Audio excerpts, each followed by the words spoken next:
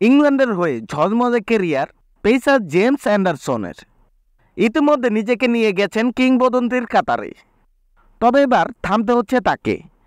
ইংল্যান্ডের test coach Brendon ম্যাকালামের পরামর্শে ক্যারিয়ারে ইতি টানতে যাচ্ছেন ইতিহাসের প্রথম এবং একমাত্র পেসার হিসাবে টেস্টে 700 উইকেট নেওয়া অ্যান্ডারসন।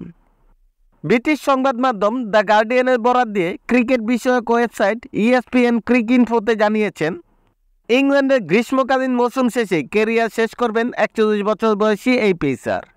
গার্ডিয়ান প্রতিবেদনে বলা হয়, অ্যান্ডারসন অবসরের পেছনে ভূমিকা রেখেছেন ম্যাকালাম।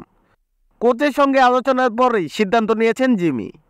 অ্যান্ডারসনের সঙ্গে আলোচনা করতে ইংল্যান্ডে উড়ে এসেছিলেন ম্যাকালাম। গলফ খেলতে খেলতে জানিয়েছেন, টেস্ট দল নিয়ে ভবিষ্যতের দিকে তাকাতে চাইছেন তারা। মূলত 2025 থেকে 26 অ্যাশেজের জন্য পেস বিভাগ তৈরি করতে চাইছে ইংল্যান্ড। সেই সময় অ্যান্ডারসনের বয়স হবে 43, যে বয়স এক্সপ্রেস জিমিকে পাওয়ার সম্ভাবনা খুবই কম। চলতি গ্রীষ্মে মোট 6টি টেস্ট খেলবে ইংল্যান্ড। এর মধ্যে আগস্টের শেষ দিকে ঘরের মাঠ ওল্ড ট্রাফোর্ডে একটি টেস্ট খেলবে তারা।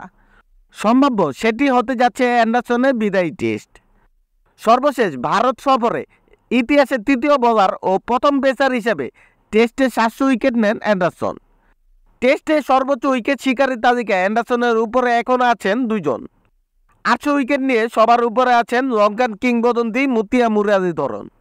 708 উইকেট নিয়ে দ্বিতীয় স্থানে অস্ট্রেলিয়ান গ্রেট শেন ওয়ার্ন।